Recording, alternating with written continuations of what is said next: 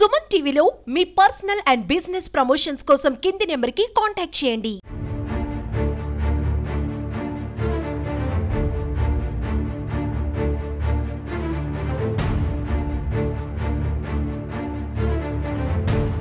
ఆంధ్రప్రదేశ్లోని విజయవాడ జల దిగ్బంధంలో మునిగిపోయిందని చెప్పవచ్చు.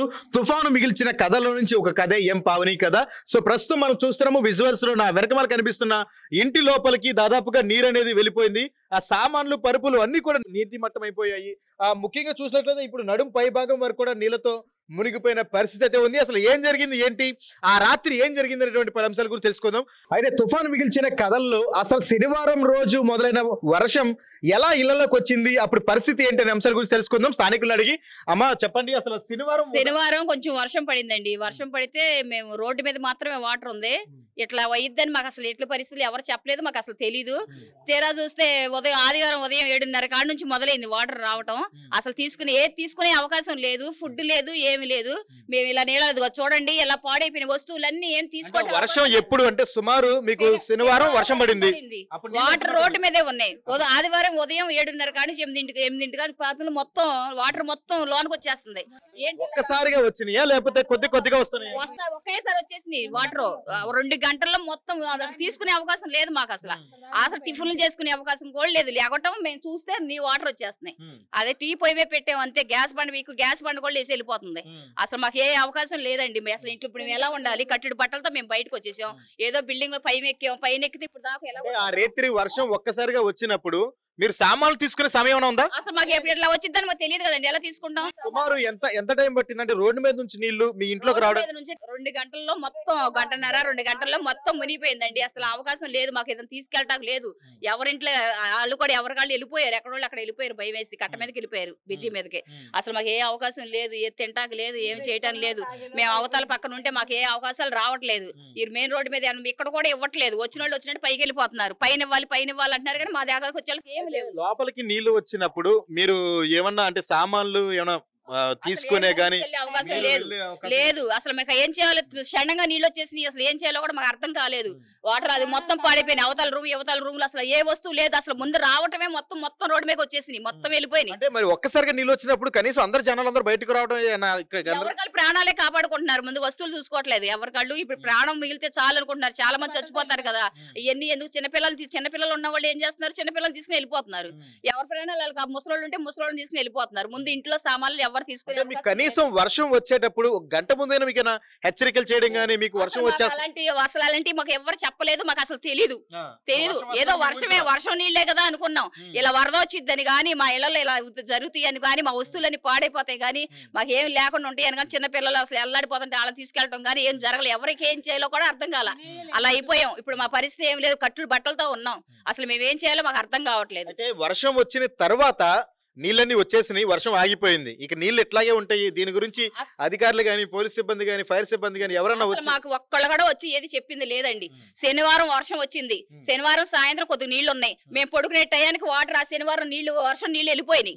రోడ్లు కూడా కడిగేసుకుని శుభ్రంగా లోన పడుకున్నాం. తెల్లారు లెగ్గానే మాకు ఫుల్ నీళ్లు వచ్చేస్తున్నాయి. ఇదేంటి వర్షం లేదండి. అప్పుడు నీళ్లు వచ్చేస్తున్నాయి లోనకి. నీళ్లు వచ్చేస్తున్నాయి. ఏం తీసుకోవాలన్నా ఏం తీసుకోపోవాలో మాకు అవకాశం లేదు. అసలు ఎవరిని పిలుచుకోవడానికి ఎవరిళ్లలో సమస్యలు వాళ్ళకి, ఎవరి పిల్లల్ని వాళ్ళు కాపాడుకుంటారు. ఎవరి భార్యని ఎవరి పిల్లల్ని ముసలోళ్ళు మొక్కళ్ళు వాళ్ళు తీసుకెళ్లాలి కదా. మరి వాళ్ళు కాపాడుకుంటారు. ఎవరిని పిలుస్తాం? చూద్దామా లోపల పరిస్థితి ఎలా ఉందో ఏంటి అనేది.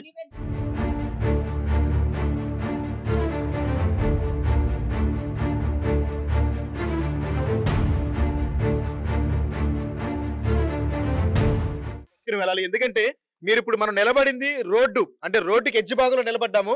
రోడ్డుకి అటువైపు ఇటువైపు కూడా డ్రైనేజీలు అనేవి ఉంటాయి. అవి దాదాపుగా 4 అడుగుల లోతు వరకు ఉంటుంది. అంటే ఇప్పుడు నడుం పై భాగం వరకు వచ్చిన నీళ్లు ఇప్పుడు ఇంకా డ్రైనేజీలు కనుక కాలు పెడితే ఇంకా మనకి అది పీక లోతు వరకు వెళ్ళే అవకాశం ఉంటుంది. సో దయచేసి రోడ్డు మీదకి వెళ్ళేటప్పుడు కానీ, నడిచేటప్పుడు కానీ రోడ్డుకి ఇరువైపులా డ్రైనేజ్ అనేది ఉంటుంది కాబట్టి ఆ డ్రైనేజ్ కూడా దృష్టిలో పెట్టి వెళ్ళాలి. సో ఇప్పుడైతే మనం మెట్లు ఉన్నటువంటి కాళ్ళ కింద ఇవి మనం ఊహించుకుని వెళ్ళిపోవడమే అంతే తప్ప కింద ఏముందనేది ఇంటి ఓనర్ తప్ప మనకు కూడా తెలియదు. సో ఇప్పుడు మనం లోపలికి అయితే వెళ్ళడం జరుగుతుందంటే వర్షపు నీరు ఇప్పటికి లోపలికి వచ్చి 3 రోజులు కావచ్చు జరగడంతో ఆ లోపలంతా దుర్వాసన అనమాట. అంటే ఏంటంటే మురుగుడు నీళ్ళు. నీరు అనేది పారుతున్నంత సేపు బాగానే ఉంటుంది, కానీ నీరు అట్లా స్టక్ అయిపోయినప్పుడు మాత్రం ఖచ్చితంగా దుర్వాసన వచ్చేస్తుంది. అంటే మీరు ఇంతవరకు రోడ్డు మీద ఉన్నప్పుడు బాగానే ఉంటుంది, కానీ అదే ఇళ్లలోకి నీరు వచ్చినప్పుడు మాత్రం ఆ పరిస్థితి వర్ణాతీతం అని చెప్పొచ్చు. ఇప్పుడు మనకు ఆల్రెడీ తెలుస్తుంది, నా కాళ్ళ కింద బురద, అంటే ఇప్పుడు నీళ్లపై నుంచి ఒక అడుగు వరకు నేను బురద లోతులో అడుగు పెట్టాను. మీకు ఇది కెమెరాలో కనిపించకపోవచ్చు, కానీ ఇక్కడ కాలు పెట్టిన వ్యక్తికి మాత్రం తెలుస్తుంది. మీరు చూస్తున్నారు కదా, ఇప్పుడు నేను ఒక అడుగు లోతు బురదలోకి నేను అడుగు పెట్టాను అన్నమాట. ఆ అడుగు బురదలో నడుస్తున్నాను.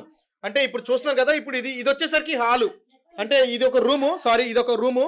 ఈ రూమ్ లో చూస్తున్నాం కదా, ఇదిగోండి పరుపు, కుర్చీ, సోఫా, ఆవిడికి ఉన్నటువంటి సామాన్లు ప్రతిదీ నీటి మట్టం అయిపోయాయి. చూస్తున్నారు కదా, ఇంకా వాటిని తీసుకునే సమయం కూడా లేకపోవడంతో వాటిని అట్లాగే వదిలేసింది ఆవిడ. సో చూస్తున్నారు కదా, ఇప్పుడు ఆ బీరువా కూడా సగ భాగం వరకు బీరువా ఉంది. ఇప్పుడు మీరు చూడొచ్చు, ఇదిగోండి తేలాడుతుంది ఇది నీళ్ళలో, ఇదిగోండి కదిలితే మీకు కనిపిస్తుంది కదా, ఇది తేలాడుతుంది నీళ్ళలో. సో అలాంటి పరిస్థితుల్లో ఉంది ఇది. సో చూస్తున్నారు కదా, ఇది తేలాడుతుంది నీళ్ళలో, ఇదిగోండి ఇలా తేలాడుతుంది. సో ఇంకా ఇది ఎందుకు పనిచేయవు, ఇక్కడ సామాన్లు కూడా ఎందుకు పనిచేయవు అంటే ఆవిడ తీసుకునే సమయం కూడా లేకపోవడంతో ఆవిడ తీసుకునే ఉపయోగం కూడా లేదు.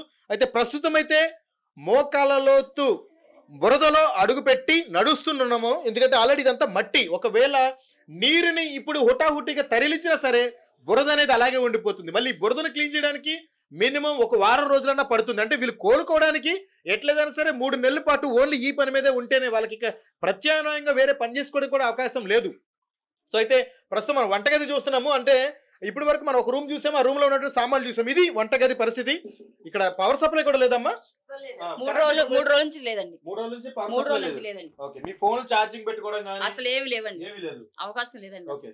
ప్రస్తుతం మనం వంటగదిలో అయితే ఉన్నాము. వంటగదిలో వాళ్ళు వంట చేసుకోవడం దేవుడెరుగు. గ్యాస్ బండ నీళ్ళల్లో ధర్మకోల్లాగా తేలాడుతుంది. అంటే వరద ఉద్రిక్తత, నీటి ప్రభావం ఎంత ఉందనేది అర్థం చేసుకోవచ్చు. ఇంకా ఎలాంటి పరిస్థితుల్లో వాళ్ళు వంట ఏం చేసుకుంటారు, కిచెన్ దాదాపుగా మునిగిపోయింది. వీరు ఉన్నటువంటి నిత్యావసర వస్తువులు, సామాన్లు, బియ్యం కట్లు, ఏవైతే పప్పు దినుసులు ఉంటాయో అవన్నీ కూడా పూర్తిగా నీలమట్టం అయిపోయాయి. ఇక్కడ ఏమీ కనిపించే అవకాశం కూడా లేదు. చూస్తున్నాం కదా, అంటే వంటగదిలో దాదాపుగా మోకాళ్ళపై వరకు కూడా నీళ్లతో వచ్చేసి నిండిపోయింది. అంటే ఇది 3వ రోజు కాబట్టి కొంచెం తగ్గింది.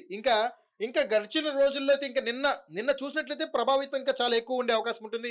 ముఖ్యంగా ఈ నీరు కూడా బాగా కలుషితం అయిపోయింది. అంటే నీరు ఎటు ప్రవహించేది లేదు. రోడ్డు మీద ఉన్నటువంటి వ్యర్థాలు కానీ, చుట్టుపక్కల ఉన్నటువంటి వ్యర్థాలు కానీ అవన్నీ కూడా ఈ నీళ్ళలో కలిసిపోయినాయి. ముఖ్యంగా ఈ నీరే చాలా ప్రమాదకరంగా తయారైంది. ఇప్పుడు మనం చూస్తున్నాం, ఇదిగో నీళ్ళలో జర్రి పాకుతుంది. ఈ నీళ్ళలో పాకుతున్న జర్రిది. సో అంటే వీళ్ళు ఇక్కడే జీవించాలి, ఇక్కడే ఉండాలి, కానీ పరిస్థితి ఎంత దారుణంగా ఉందో అర్థం చేసుకోండి. అయితే మనం ఇంకా చూస్తున్నాము, ఇంకా ప్రాంతాల్లోకి వెళ్తున్నాము. ఇప్పుడు బయట పక్కకు వచ్చాము. బయట పక్క చూస్తే ఇదే పరిస్థితి, నీళ్లు కూడా ఇదిగోండి ఇలాగే ఉన్నాయి. సో చూస్తున్నాం, నీళ్ళల్లో తేలాడుతున్నటువంటి సామాన్లు మీరు చూడొచ్చు. ఆల్రెడీ ఇక్కడ కనీసం తింటాకి రైస్ అన్న దాచుకునేవాళ్ళం. ఇప్పుడు రైస్ కూడా తెచ్చుకున్నప్పుడు ఇది మంచాలు మొత్తం పడైపోయినాయి. ఆ రూమ్ పడైపోయింది, ఈ రూమ్ పడైపోయి తెచ్చుకుని ఇలా పెట్టుకున్నాం, అయినా సరే ఈ పడైపోయినాయి. మాకు ఏ వస్తువు మిగిలేదు లేదండి. ఉన్నాయి, చాలా కొట్టిపోయినాయి. అలమారులో అయితే చాలా కొట్టి వెళ్ళిపోయినాయి అండి, బయటికి వెళ్ళిపోయినాయి. అసలు మేము ఏం చేయాలో మాకు అర్థం కావట్లేదు. నీళ్ళు అసలు బయటికి వెళ్ళిపోయినాయి. అసలు తలుపులు వేద్దామని అసలు అలమారులో అన్ని కొట్టుకెళ్ళిపోయినాయి. అసలు ఇప్పుడు మేము ఏం చేయాలో, ఎలా ఉండాలో కూడా మాకు అర్థం కావట్లేదు. అంటే ఇక్కడ వరద ఉధృతిగా పెరిగే కొంచెం ఏమైందంటే సామాన్లు, తేలి వస్తువులు అన్ని కూడా బయటికి వెళ్ళిపోవడం జరుగుతుంది. ఇలా వెళ్ళిపోతున్న వస్తువులు పట్టుకునే క్రమంలో కూడా కాళ్ళకి దెబ్బలు తగిలి అని చెప్పేసి ఇక్కడ స్థానికులు చెప్తున్నారు. చూసినట్లయితే కెమెరా ముందుకు వచ్చేసి చూస్తే కనుక మీరు చూడొచ్చు, ఇదిగోండి సామాన్లన్నీ కూడా. సో ఇది ప్రస్తుత పరిస్థితి. చూసారు కదా, నడుం లోతు నీళ్ళల్లో మునిగిపోయినటువంటి ఇళ్లను చూసాము. ఆ ఇళ్లలో ఉన్నటువంటి వస్తువులు ఏ రకంగా మునిగిపోయో చూసాము. అయితే ఇంకా వాళ్ళ పరిస్థితి ఏంటనేది, ఇప్పుడు వాళ్ళు ఇంకా సంక్షోభంలో ఉన్నారు. అసలు వీళ్ళు ఎలా జీవించాలి, మా జీవనం ఏంటని చెప్పేసి ఇక్కడ ఉంటే ప్రజలు ఆవేదన వ్యక్తం చేస్తున్నారు. చూడండి ఎలా అయిపోయింది. ఇప్పుడు మేము ఏం చేయాలండి, మాకు ఏం అర్థం కావట్లేదు. అసలు ఎలా తినాలి, బళ్ళు అన్ని పాడైపోయి రోడ్లోనే ఎంత ఉందండి, మా ఇంట్లో ఎంత ఉండదు చూడండి. అసలు మాకు పరిస్థితి ఏంటో కూడా మాకు అర్థం కావట్లేదు. ఇది ముందే తెలిస్తే ఈ బాధ ఉండేది. మా పెద్ద అబ్బాయికి కూడా, మా పెద్ద బాబుకి కూడా దెబ్బ తగిలిందండి. చాలా పెద్ద తగిలింది. దాన్ని తీద్దామని లోపు మొత్తం చాలా పెద్ద దెబ్బ తగిలింది. చాలా బాధపడతాడండి మా అబ్బాయి. ఏం చేయాలో అర్థం కావట్లేదు.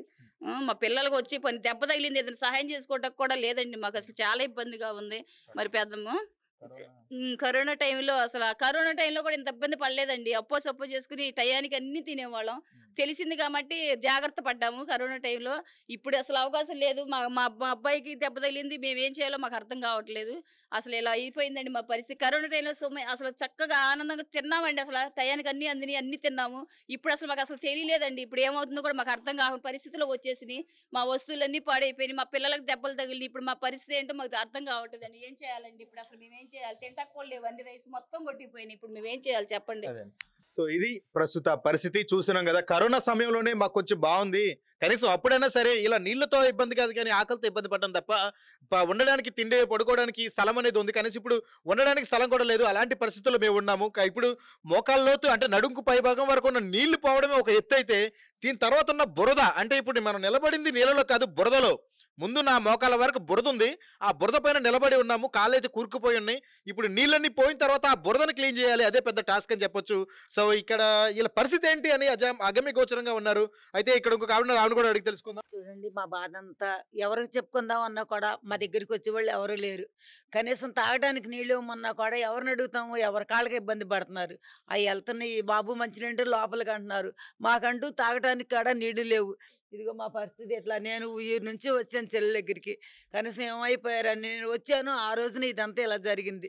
తీసుకున్న అవన్నీ పట్టుకుని ఎలాగోలా ఏదో ఒకటి ఎక్కువగా రేటుగా ఉన్న వస్తువులన్నా తీసుకుందాం అనుకుంటే ఈలో పెద్ద బాబు మీద కాలు మీద పడిపోను, కాలికి దెబ్బ తగిలింది. ఇక బాబు కూడా కిందకి రాట్లా. ఇక అందరం పైనే ఉండిపోయాం. ఎక్కడ ఉన్నారు మీరు పైన? ఈ చర్చి అయ్యా ఇది, ఈ చర్చిలో ఉన్నాము. ఒక 30 మంది దాకా ఈ చర్చిలో ఉండిపోయాము. తెల్లారి కతి ముసలి వాళ్ళని పిల్లల్ని వాళ్ళని కతి కట్టకి చేర్చేసాం. వాళ్ళు దూర ప్రదేశాల్లో ఉన్న వాళ్ళ చుట్టాల ఇంటికి వెళ్ళిపోతామంటే పంపించాం. మేము మాత్రం ఒక 10 మంది దాకా ఇంట్లో ఉండిపోయాము. ఇక ఎక్కడికి వెళ్తాకి లేదు. ఎక్కడికి వెళ్ళాలన్నా ఇప్పుడు చుట్టుపక్కలే ఉన్నారు మా బంధువులు కూడా, వాళ్ళ పరిస్థితి కూడా ఇదే. మేము వెళ్ళి వాళ్ళ దగ్గర ఏం చేయము, అందుకని ఇక్కడే ఉన్నాం. మీరే దయచేసి ఇదిగో మా పరిస్థితిని అర్థం చేసుకుని మాకు ఏదైనా సహాయం మీరు తొందరగా అందించమని మీ అందరు మేము కోరుకుంటున్నాం. విషయం అయితే కనుక చాలా సీరియస్ గానే తీసుకోవాలి. ఆంధ్రప్రదేశ్ ప్రభుత్వం ఊహించిన విపత్తు అయితే ఎదురైంది. ప్రస్తుతం సేవ్ విజయవాడ అని చెప్పేసి అయితే హ్యాష్ నడుస్తుంది. అయితే దాన్ని పక్కన పెడితే ఇక్కడ ఉన్నటువంటి పరిస్థితి మన వీడియోలో చూసిన దానికంటే కూడా చాలా దారుణంగా ఉంది.